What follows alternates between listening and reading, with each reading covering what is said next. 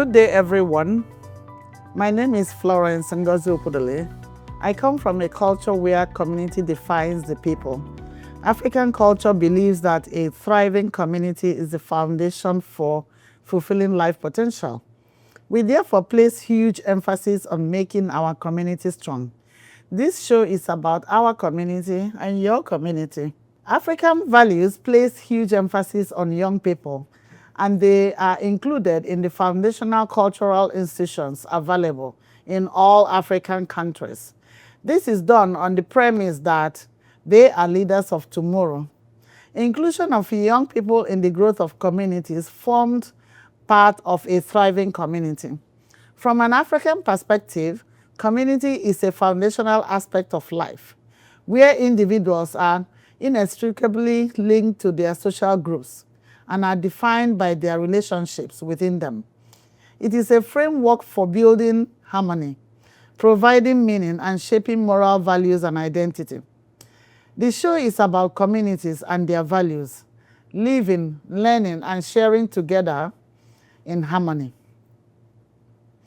Today, we are joined by Hanny Mehari, a 26-year-old entrepreneur from Winnipeg, whose journey began with stock trading and grew into multiple successful ventures, including his company, HannyMobile. He is also an author and the creator of the Hanny Lounge, a space that inspires and connects young entrepreneurs. Welcome to the show, Hanny. Yeah. No, Florence, thank you so much for having me. I like that intro. I like the community and the harmony coming together. It creates a ripple effect. Yes. Yeah. And honestly, I was so excited when you answered the call and agreed to come to the show because, as a community, as you just said, without young people, we do not have any hope about our future community. And young people form an integral part of this community. So, welcome to the show. I guess I will first of all start by telling you, please, can you talk to viewers and explain to viewers about who you are? Yeah. No, that's a great question. Who am I? I'm an entrepreneur. So essentially, I run a cell phone business called HannyMobile. I've been doing that for the last 3 years now. We specialize in buying and selling phones and also wholesaling as well too. So we do a lot of B2B transactions, business to business transactions. And yeah, I'm just a lifelong learner. I'm deeply passionate about change, and particularly in the community. I grew up, not the best areas of the North End. Came here in 2009 now with a single parent mom. So I seen how, when you come here, it's like you're starting from nothing. And, when you come here, it's like you put in this environment of people who are like, in drugs and gangs. So I seen a lot of that growing up in my early youth, in my early days. And so when I decided to get into building a business, now it's been the last 6 years getting into entrepreneurship, I realized that, I wanted to see change because I saw how my upbringing was and the way I seen things. So I decided to create this business so I can be able to sort of serve people and help them. The last 2 years we've been doing a lot of community events, helping people in the communities, primarily in Winnipeg, just really targeting entrepreneurs, teaching people about how do you get actually into business. And so what I do is I get a collective of entrepreneurs come together in a room, and we have this panel style where we interview them and we let them share their wisdom so they can help someone. For example, like myself, when I first started, I didn't have mentor, I didn't have guidance. So how can we help somebody else as a youth or someone that wants to start a business get that knowledge and information? Because I believe nowadays we're lacking access to information. So can we get them those resources to come together? So forming like a community, which is called the Hanny Lounge. And so I have this mantra called each one teach one too. I believe it's an African proverb actually. So I believe my duty is, once we get knowledge and information, how can we share that knowledge to someone else? And that's what we create, a ripple effect. And that's how you see communities are being created, because when one person gets information, like when you start a business, right, you have so much experience. So being able to share that with someone else, now you can, impact them as well too. So, and that's what I found to be the most important thing in my journey, is just having that abundance mindset of sharing and giving to people. And it's made me, the man I am today. And I'm never I'm just thankful to be here, and also too, the community is the biggest aspect to that, and that's why I believe what we're doing in the next future is going to be, that's the main point while building my business as well too. Thank you so much. That's really interesting. While you were talking, I was just looking at you and thinking, you know, your mom did a great job, by the way. Kudos to her. If she's watching this at home, thank you, Mom, for raising Hanny for us because she's now a blessing in our community. But I would just want to revert back for viewers that are watching at home. I want you to just to ask a little question about your growing up. You said you came here with your mom, which is a single mom. And you know, the reason why I wanted to talk about that is that a lot of immigrants that are coming into the country right now, or even before, might have challenges where they are one parent or two parents, but you know, there are challenges that are prominent in all these cases. But I just want you to talk about a little bit about your growing up. Like when you arrived in the country, how did the environment, you talked about growing up in North End. You know, sometimes people think it's when you grow up in the South that you become something. When you grow up in the North, you join the gangs. When you grow up in certain areas of the town, you become something else. So just wanted to, you know, if you can just share more light on your growing up. Yeah, no, that's a great question. I think I truly believe your environment shapes your reality. So growing up, you know, in the North End, like you're just, you know, when I came here with a single parent mom, like I was saying earlier, and you know, we get to see things that most people don't really get to see, right? But and so I realized early on that when you come here, you're living in you know, government housings where you don't have a lot of money.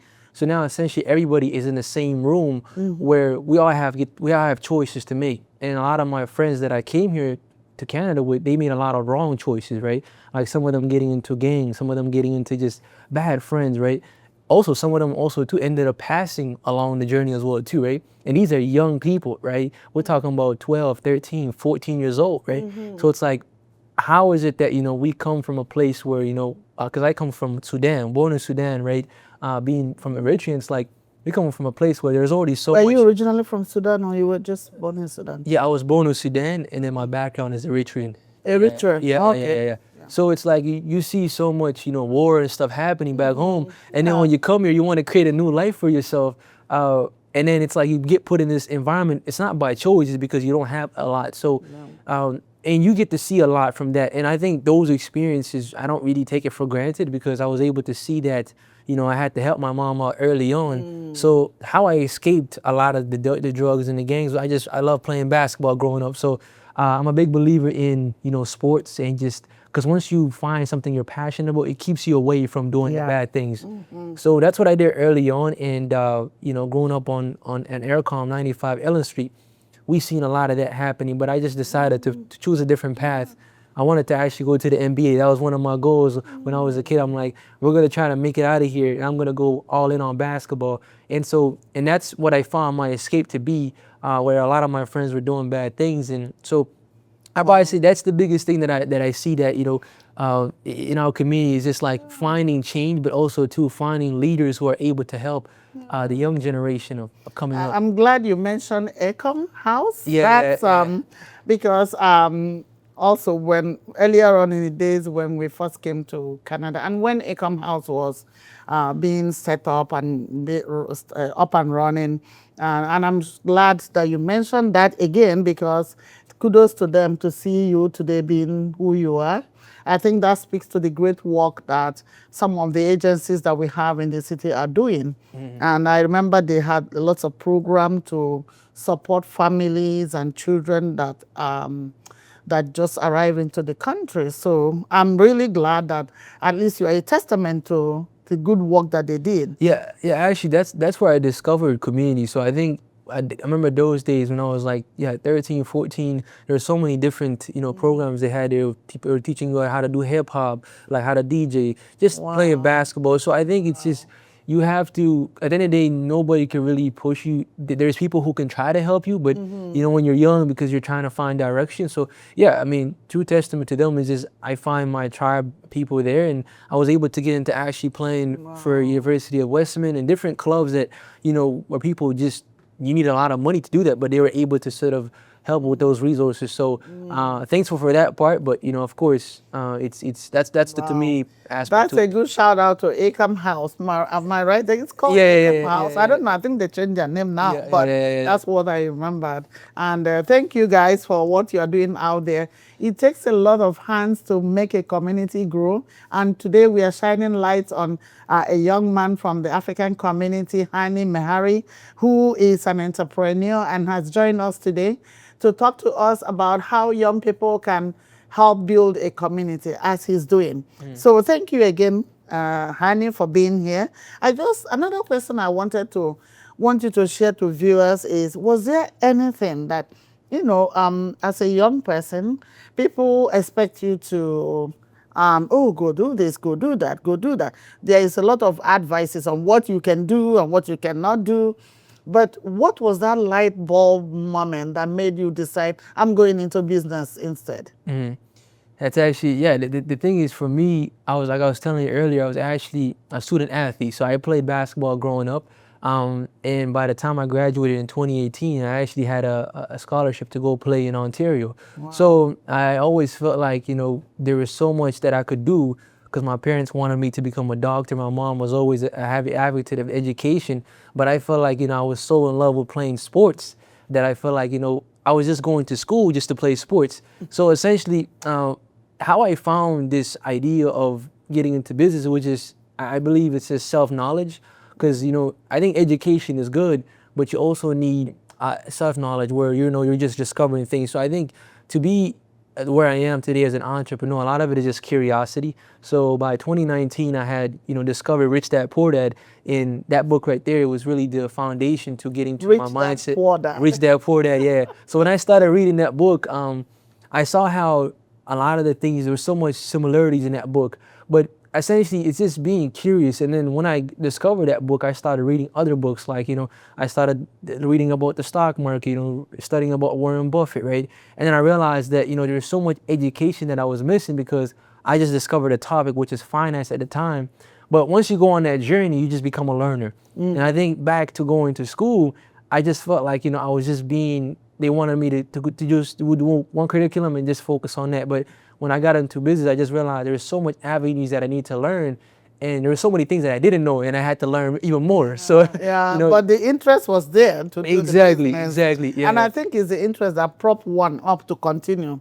Exactly, yeah, what yeah, they are yeah, doing. yeah, Wow. yeah, yeah. It's curiosity. It's just the more you're curious, the more you want to find out things, and because if we know everything, then, you know, we'll never, you know, be satisfied. So I think every time we want to learn something new, especially being young, I found that studying people who are older, right, and looking at what they've done, because I believe nothing is new under the sun. Someone already has what you want, but are you willing to, you know what I mean, look at what they've been doing and then experiment and implement it and then take that on your own? And I think that's why, you know, nowadays I believe in mentorship and just really finding people, like a tribe of people who are doing what you're doing and being around them, because, you know, at the end of the day, you can't really go at it alone. You have to find a tribe of people or a community of people.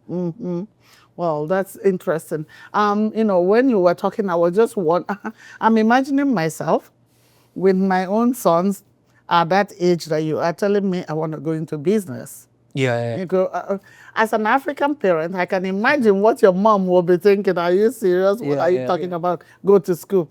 And viewers at home, what Hanny had just mentioned is common among parents who want their children to be in school, go to university, and a lot of kids actually go to school just to please the parents. Am I right?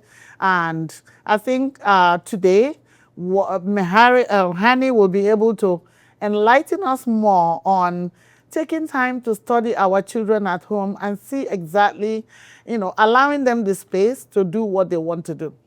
Hanny is an example of the fact that when you are given when a child is given the space to do what they want to do, they actually excel, right? Yeah, no, 100%. Yeah, I guess another question I wanted to ask is when did you decide? Because you talked about being you were in sports. You talked about also, you know, trying to go into business. When did you decide to leave sports and focus on business? I think the reason why I stopped playing sports and decided to focus on it, because I realized the amount of work that it takes to go professional is very tough, right? And like anything, the more I like that part yeah, that you yeah, just yeah. said because many children don't know that. Yeah, yeah. They only see successful ones. No. So I realized early on that for me to go pro, like it's gonna require discipline, a lot of commitment. But you just realize that, and also too, when you're trying to go pro in the beginning, you're still gonna have to go become a student athlete. So you're still gonna have to go work a job. So I realized, okay, why not just pause this for a little bit? So as we know, the pandemic happened at that time, and I just decided to say, okay, I'm just gonna stop this for a little bit. I'm just gonna go try something else that I'm gonna be passionate about. And I've just realized too, it's just titles don't really matter. Like you can have a bachelor's degree, you can have a PhD. I've realized now, especially after interviewing so many people and being around entrepreneurs, is that the ones who are just curious are the ones who are more successful. Because at the moment that you think you know something, actually when you don't actually know something, there's always someone that knows more than you.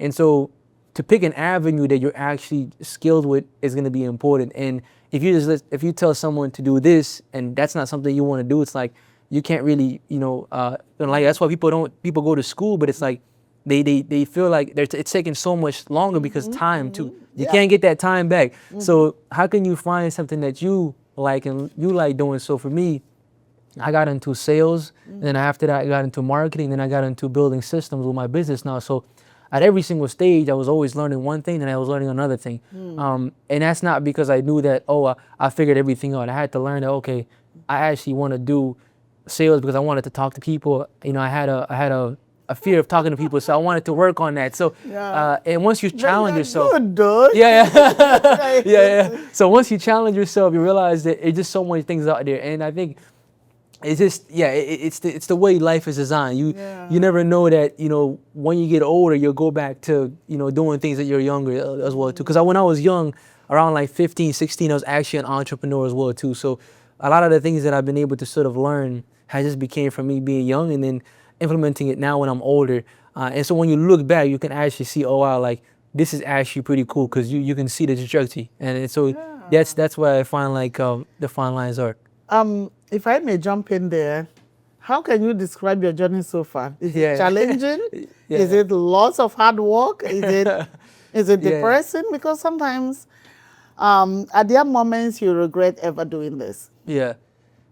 Oh no, there's been many moments of 100%. So when I got into it originally, 2019, 2020, I got into stock market and investing. In the beginning couple of months, the market at that time, it's like anything else. When you're trying to learn something new, it's going to be challenging. And so, especially when you put your own money into something, right? Let's say you're putting $20,000 into something, and you lose all that money. Of course, you can feel the pressure because now it's like I could have just used this money to put it into school tuition. But I just decided to use it into the market. But you realize a lot about yourself. So I realized when I got into the market, there's a lot of psychology that I need to learn, how to become more disciplined. And then after that, when I decided to stop trading and investing, I started my business, HannyMobile, in 2023. And then literally a couple months later, when in the beginning of my business, I got robbed and I lost like $50,000. What? So there's been moments where every time I started something, there's always something that came unexpectedly, right? And what will you say to viewers at home watching this, young people watching this, hearing this? Like even for me sitting here, I can't imagine losing that amount of money. My world will crumble, but Yeah, I think it's what you really sign up for. I think it's if you want to become an entrepreneur, at the end of the day, it's up to you to decide what you want to do, because there's really nobody who's going to tell you to come do this or who's really going to guide you in the beginning. And for me, when I first started, I had no guidance, right? I was just trying to figure things out. I thought that, I needed to just go out there, hustle as much as I can, find as many customers as possible. But because there's really no guidance and you're just trying to make $1, right? Because also too, I had a dream of, I wanted to also get out of my 9-to-5 job as well too. So it's like, how do I do that? So now it's like I gotta work X amount of days, X amount of hours. But then as I got a little bit more experience into the business, I realized some of the lessons that I learned from getting robbed, losing so much money in the market, is because I didn't have guidance. There was really no mentorship. And so going back to your question, like, my parents, of course, they wanted me to become so I couldn't really go to them. So I realized I needed to go and find mentors, people in the community, people who are already doing the stuff that I want to do, and just get guidance from them. And I think that's the most important thing. Sorry to interrupt you there, because I think for all the viewers watching at home, this is really important for us as parents, especially for us as parents coming from African background. We always tend to think about just success on where our children are, and we are not equipped to go with them on that journey of failure, of that journey of challenges. And sometimes, like you just mentioned, when you had that you can't go back to your parents, I see a lot of our kids in that road too, where they have issues and they can't come to parents, they can't go to their parents for any kind of help or any kind of support. And I think this is a learning point and a thing for us to think about and see how as a community we can begin to build that, that cushion that our kids can come back to us even when things are not working well, Because I know, I understand what you're saying quite perfectly well, because I'm there with my children too. And the first thing I will say is, I told you don't do that. So I want you don't do that. So I think hearing you now say that, I think it's also, I'm learning too. It's something for me to think about of how I choose my words, that for someone like doing what you are doing, going through that doesn't need, I want you don't do that, at that time. So I just wanted to put that in. No, absolutely. I think also too, like when you're younger, I think that's where you have to try so many things. And so for me, like I said, I started at 19, right? And most people at my age, you would be, partying, going out and having fun. But it's like, I realized that if I could just, dedicate myself the next 3 years and just pursuing this business or just getting into entrepreneurship, what could the outcome be? So I spent a lot of my time, really isolated, trying to essentially, invest and trade the market. But I realized that those days when I was doing that, nobody knew what I was doing, right? My parents were like, yo, you got to come out of your room. But I was trying to figure myself out. And so I just went on a deep rabbit hole of learning, because I realized I just didn't know so much. So if I could just learn as much as I can. So I started getting to personal development, listening to Tony Robbins, Ray Dalio. So many people that I just admired and looked up to. And then that's when I realized when you come out of the room, now you're like, okay, you can actually, talk this language. Because I believe, like you said earlier, a lot of us we just don't have the language. Because you can go to any room, especially in business, and as you start to grow, as you start to evolve, there's certain things you have to know.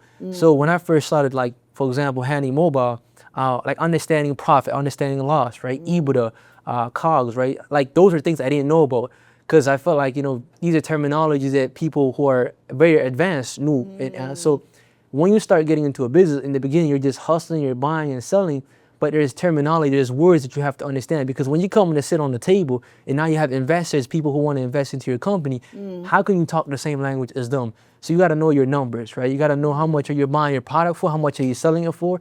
So there's so many things. So there's a lot of self-development that needs 100%. to happen. Yeah. It's not just you're buying something or you're selling. It's like you have to read. You have to always be understanding the market and how it works. Who are people doing this? And really just terminology is really things that you won't learn in school, essentially, right? It's like you have to just become, I like to call just a deep learner. And once you discover what your industry you're going to get into, and you just focus on that and you do it for a long period of time, people will start respecting you and be like, wow, this guy actually has knowledge. Because I think knowledge, it doesn't just come from knowing things, it comes from application. So the more you apply things, and I believe reading books is good, but it's like, it's applying things. So if I'm going to get into investing, I have to put $1 in, right? And I have to lose sometimes, because the losses teach you experiences.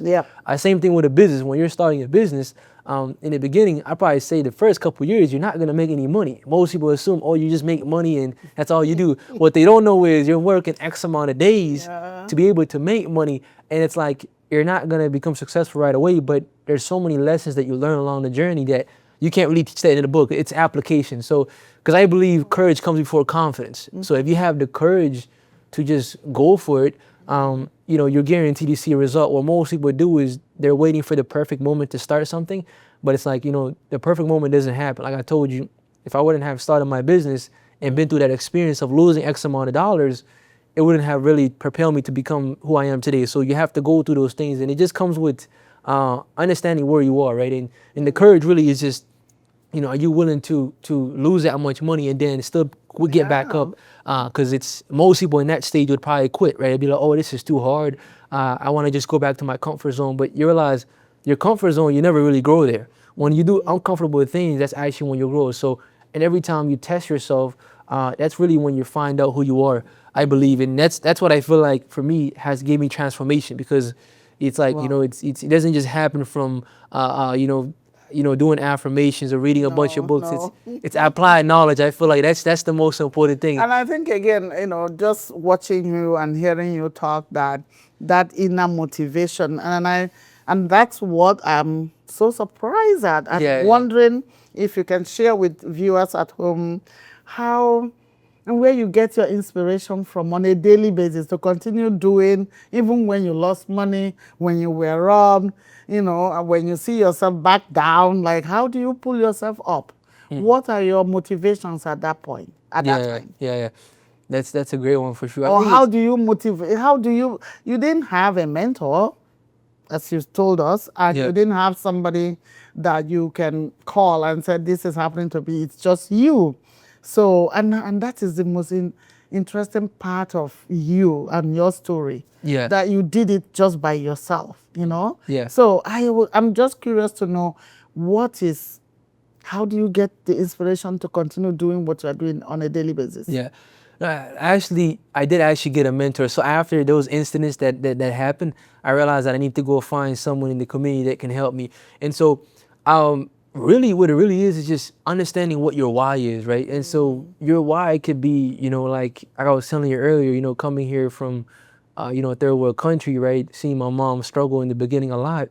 I always tell people, like, we don't come to this country to be poor. And when I say poor, not financially, but mentally, physically, and spiritually. Like, and so if you can work, if you can work on those three things, it's like you could really propel your future. And I believe for me, I always look back at the past experience, things that I've seen in my community and things. I'm like, how do I not become that, right? And so if we have a shift in mindset, I believe we can change our beliefs, right? And so, well, like you said earlier, when I shifted my mindset, I said, this is what I'm going to do. And I just had a game plan. I saw that, okay, I want to just get into this business and just be able to see what the future is going to look like. And you're not looking to get results right away. You're betting on the future. And I think when you're building a company, you're really just, you're building something for the future. You're also building people, and you're building yourself, because you're learning so many skills. And so going back to your question, how do I keep going? I think it's just because I wanted to learn more. And I knew that there were so many things that I didn't know. And so whether it's in leadership, whether it's in marketing and sales. So understanding exactly what keeps you going. And also, I was telling you earlier too, like this mantra of each one teach one. It's not just about me. It's about, you know, so many people that are looking up to me as well too. So at a certain stage where you start making a little bit of money and you start seeing the success, that doesn't amplify it. I believe when you start helping people, that's when things start coming back to you. And that's why I believe it's our job, it's my job to be able to set that standard for young people, because I've been able to see my past experiences to know that, okay, how do we change this, right? How can we show people's mindset? Because at the end of the day, I can give you $10,000 right now, but what helps you even more is if I can give you something that sparks your light or give you a mindset shift. Because someone can go from, you know, being in a bad environment, whether it's gangs, it's drugs, whatever. You can give him money, he'll go back to doing the same thing. But if I can give someone a resource, a guidance, right? Just tell him a little bit about my experiences, just kind of shift his mindset. He can take that money and invest that into himself, and he can make so much more money, right? And so I think it's just the constant evolution of wanting to get better and improving people and just getting them on the same frequency as you as well too. So For me, that's kind of been my moments where I keep going because I just look back where I started. And so, because sometimes it's easy to forget where you started, you know, like I was telling you earlier. Yeah, it's very So, easy. yeah. So we have to always think about where we were and essentially have a vision to where we want to go, right? Yeah, thank you so much for saying that. I guess one of the when I was listening to you, one of the things that I was asking myself, and I hope you help me understand this, is were there things, and I know there will be, were there things you wish you have had that would have made it better for you, that you have had when you were starting out? Yeah. You know, some people would say, oh, if only I have an inheritance. You know, my dad left so much money for me in the bank, or I inherited a house, then I don't have to pay mortgage. You know, something like that. Was there anything particularly you felt, looking back now, that if I had had this, may not be money, maybe a better, I don't know, anything that would have jumpstart you to a more successful career than where you are now? Do you think so? Yeah. I mean. Yeah, I think it's a great question. But I think if you were expecting things to just happen, I don't think you'll never find out what's on the other side. It's Of Gen Z kids now look out for that, right? Yeah. But also too, nowadays a lot of people, they want it fast, but you realize that the idea of, because here's the thing too, like the statistics say that 9 out of 10 businesses or something like that fail, right? And so in the beginning, you don't really have a lot of capital. So what you really have is just time. So really looking at your time and what you're doing on a daily basis is going to be crucial. You're not going to have investors and nobody's going to come give you a lot of money. But if you have an idea, right? The idea is, okay, I'm seeing this problem in the marketplace. How can I fix this problem in order for me to get paid? So if we can stop fixating on the money part, but looking at things more of problems, like you see a problem in the market. And so when I got into my business, I realized there was a problem. People needed phones.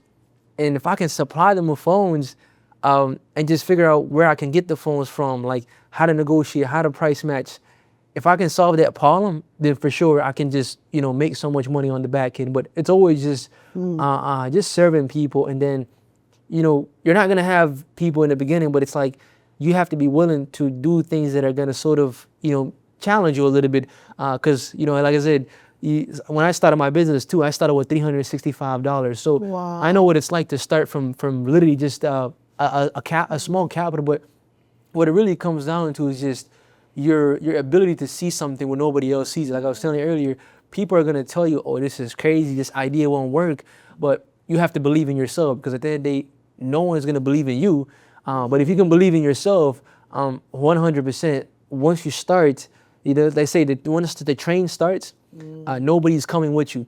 But as you start to evolve and start to grow, everybody starts to jumping on that train. So you have to move though, because if you stay stagnant, then you're thinking about, oh, when should I start this business? When should I do this? So going back to your question, I think it's just, I didn't have people in the beginning. It was just really just the courage to go do it, because it's just like, are you willing to see problems? Like I said earlier, I just realized if you can find problems out there in the marketplace and solve it, you will get paid the X amount of dollars.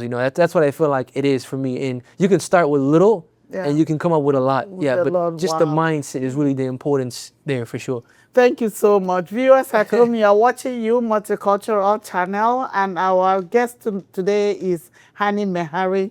Hanny Mehari is a 26-year-old entrepreneur based in Winnipeg with a passion for building, learning, and sharing. And today, Hanny is talking to young people and everyone out there who wishes to jump into a business or chasing a career that is kind of new or something that your heart tells you to do. Hanny is here today to emphasize on the need for you to focus on your passion and push your passion forward, and success wait for you at the end. Thank you, Hanny, for saying that. I want to get back to your book, How to Make Six Figures with Selling iPhone. When I looked at this title, I'm like, why iPhone? Why not any other phone? Or why not just say, how to make six figures selling phones? No, that's a great question. The thing is, So like I told you, when I got into the business in 20, Sorry, before you go on, how was the success of the book? yeah, The book. the book was good. So I wrote that book in 2024. But the idea and the concept really was, so we look at Apple. Apple was worth, I think at the time it was worth $1 trillion. So what you have to look at in any business, it's supply and demand, right? So if there's more demand for something, right, there's gonna be supply as well too. So you gotta find exactly what people want, and if you can give them what they want, people will come back to you. So the reason why I said iPhones in the book title is because people need phones. People need phones more than transportation nowadays. Primarily iPhones because, as we know now, people don't buy products; they buy the way it makes them feel. So what you realize with the iPhone, every year it comes out 13, 14, 15. People are not buying because of 14, 15, 16. They're buying because of their friends are buying the iPhone 14, 15. So essentially, they're missing out on that feeling. So it's not because of the sound. So that's why I said iPhones instead of just phones, because that market was already so big. People wanted it. So going back to that question, it's like there was just so much supply and demand. And so when I tapped into it, I'm like, okay, how do we just start teaching people about this business model? Because like I said, everybody has something around their house they want to sell, but a lot of time people are gonna have iPhones because, let's say for example, the first iPhone came out in 2007, right? You know, iPhone 7, 8, 9, 10. You always have things back in the day, because now we're at like 17, right? So people always have things they want to sell, and so you can always look around your house to be able to resell. And in my book, essentially what it is, it's a guidance for people who want to get into a market where it's literally just, it's called arbitrage, because people are looking to buy low to sell high, right? But if you understand, you know, the psychology behind why people are buying the product, then they'll keep coming back, because Apple has created this ecosystem of people just looking to buy phones. Did that title help your brand, or buy your brand? Did it help your brand at all? Yeah. No, the title is, it's grabbing your attention because it says how to make 6 figures reselling. So iPhone. yeah, people want to make 6 figures nowadays. Everybody. So you were focusing on the 6 figures, not on the iPhone. Yeah. And I'm focusing on iPhone, not on the 6 figures. Yeah. No, essentially what it is, because my first couple of years, primarily I was focusing on iPhones, any Apple product, right? Because that was the hottest thing in the market. It was the hottest commodity. I tell people all the time, it is still the hottest commodity in the market. Nothing wrong with gold or silver or anything, but it's like Apple is just the ecosystem of that has just been crazy. So Wow. So moving on, what will be your advice to a lot of young people don't actually know what they want to do? yeah. Still testing waters on different things. I see a lot of kids focusing on sports, which is great as well, or in the university, but doesn't really know what they want to do in the university. So what would be your advice to kids that found themselves in that group, where they are still trying to figure out what they want to do? I think for someone who's just young, you have to build, you know, repetition. Anything, like I say, you want to become an athlete, it requires a certain level of time and dedication to be an athlete. Like I said earlier, like the reason why I didn't pursue being in sports, because I realized the percentage of people who become successful in that field. But really it's just finding something that you like, and then being able to get paid for that. But at the end of the day, you don't get paid for your time. You get paid for the value that you bring in the marketplace. So if we can focus on value creation, because I believe in school, people are trained to get, you know, X's and O's. So for example, if you get a bad grade, they base you off that. I believe in entrepreneurship, it's based on what kind of value can you create. So if we can focus on value creation and solving people's problems, we can make so much money. But the problem is people put titles into their name, so they'll go become a doctor, they want to become that, but it's like, and then they still go work a job. But during those times, what are you doing? Because you have a 9 to 5, but what are you doing from 5 to 12, right? So, because that's what I was doing in the beginning, was when I got off my job, I want to go work on my side hustle, right? Well, most people now will go back to Netflix, they'll go back to just doing regular things, but it's like, find something that you like and do that on the side. You don't even have to go all in. But for me, the biggest thing I'd probably say anybody who's young, focus on skill sets, right? Because skill sets will pay you, you know, a lifetime. Where, you know, things that you learn in the job force, right? Like you could take that and then you can apply it into a skill set. But at the end of the day, if you can learn marketing, sales, and copywriting, because at the end of the day, when you're marketing yourself, for example, right now we're doing this video, right? We're going to be able to share with so many people, right? And that's essentially building you authority because you're talking about what you're doing. And then sales is like, when me and you are talking, there's a certain language that we have to get someone to buy, right? And a lot of time it's, at the end of the day, it's being able to persuasion, right? Why should someone buy from you? What makes you different, right? How are you going to talk to this individual for them to buy?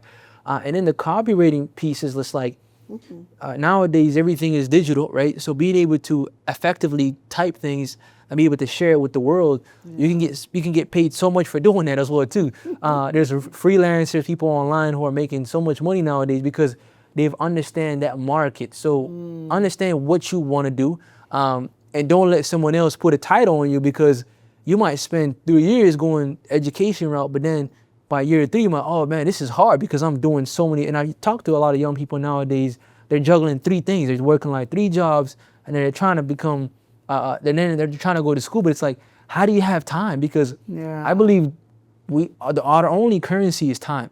You can always make more money, but you can't get back time. So focusing on activities that are going to generate you X amount of leverages. And I think if you can focus on your people skills, your communication skills, and really just what value can you create, people will start gravitating towards you. And you see this time and time again.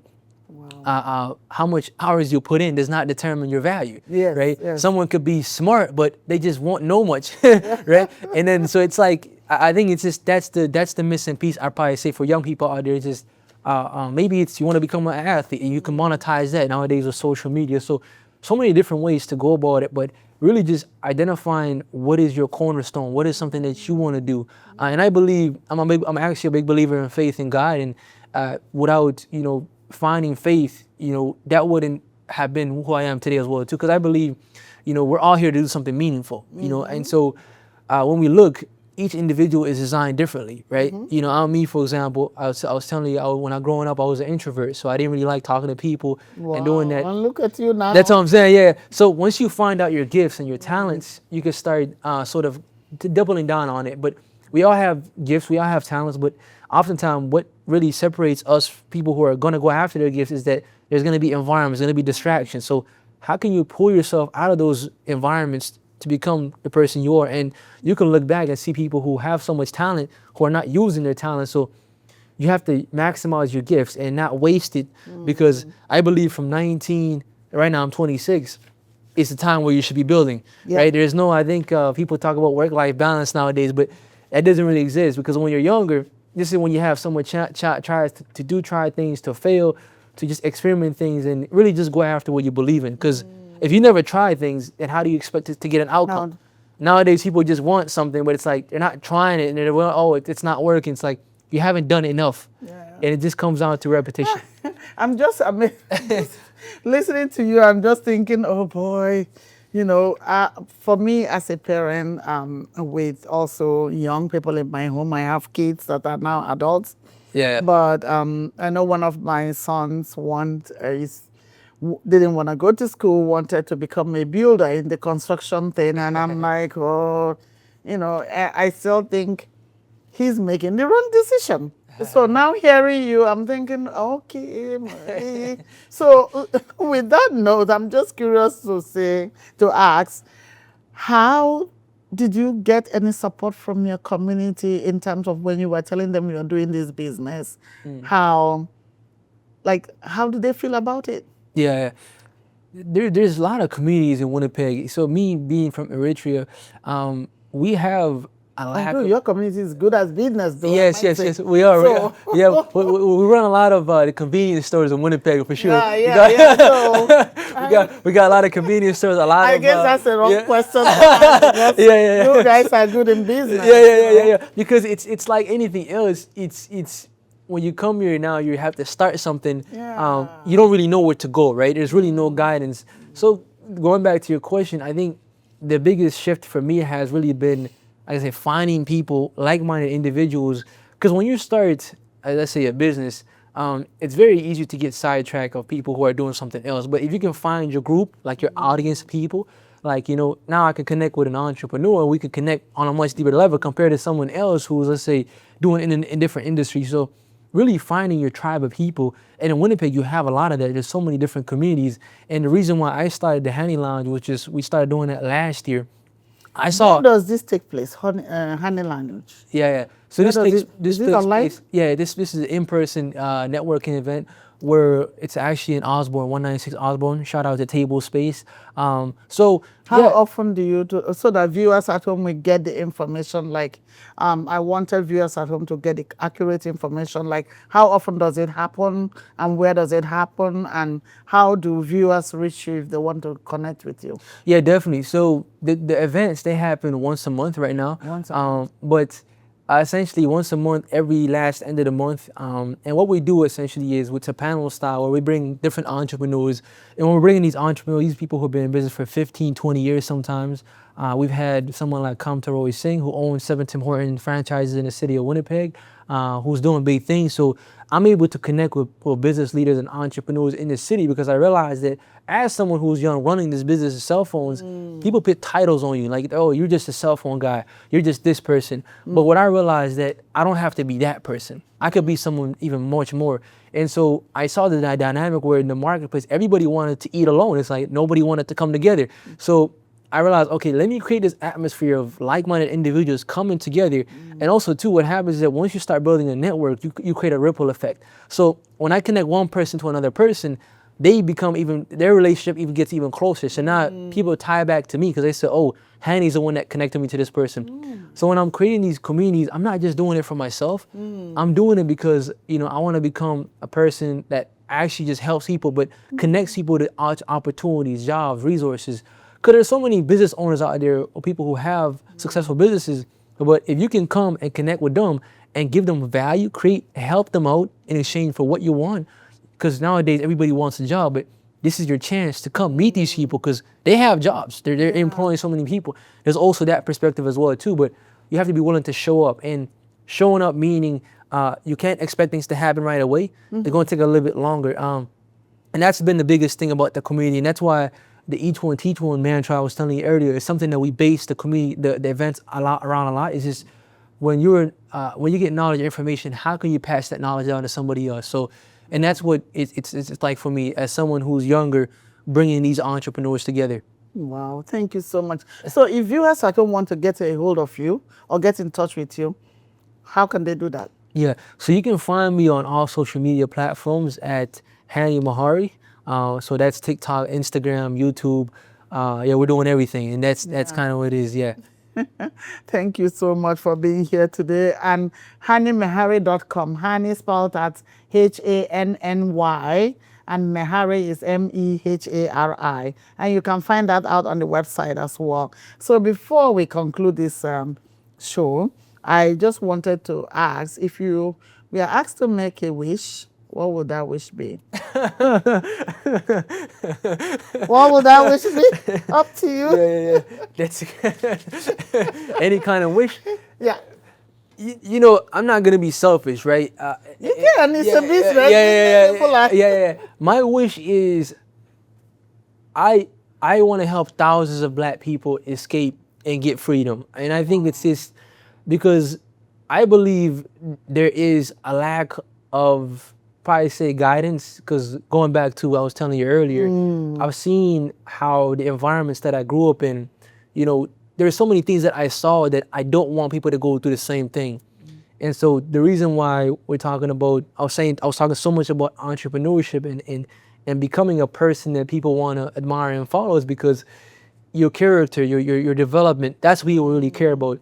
And so if I had one wish was just people to change, right, their mindsets, their ways of doing things, because, growth doesn't happen. It happens on the other side of fear, of doubt, right? So change is really a must. And if I can change and help people and impact them and just give them resources, I think everything that I want will come to fruition, because I believe we have to, become a person that gives. And once we start giving, I think the world tends to come back to us. So my wish is to help, thousands of Black people, because that's my community, and that's who I'm really passionate about educating and really seen change, and because, you know, coming from Africa, we're so talented, you know, we're multi-diversical people, because we've seen, you know, like the Congos, the Eritreans, the Ethiopians, we're all the same people until someone said, this is who you are. And so we can change, you know, one mindset to another mindset. Now people can start looking at things a bit more different. And it takes time. Like I said, this didn't just happen. It's happened because of, you know, it's been the last 6 years I've been able to sort of reprogram my mindset, my subconscious mind. And people have to start, though. You have to start on the initiative, and someone has to be in charge.